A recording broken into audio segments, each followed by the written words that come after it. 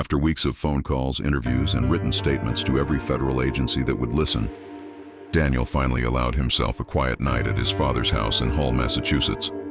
The old coastal home creaked with familiar sounds, the wind pushing against the siding, the distant rhythm of waves, the soft hum of the refrigerator. For the first time in days, he felt almost still. Then came the knock. Not a polite tap, 3 heavy, deliberate thuds that echoed through the hallway. His father looked up from the television, confused, and Daniel's heartbeat kicked into a sprint. When he opened the door, 6 Hull police officers stood on the porch, their cruiser's lights casting red and blue shadows across the yard.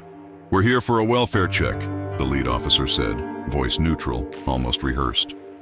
Daniel nodded, stepping back, trying to process why 6 officers were needed for something as simple as checking on his well-being. They asked if he was okay, if he felt safe, if there was any reason for concern. The questions were ordinary, but the atmosphere was not. Their eyes lingered too long.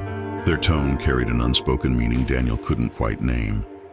His father answered some of the questions for him, confused but cooperative.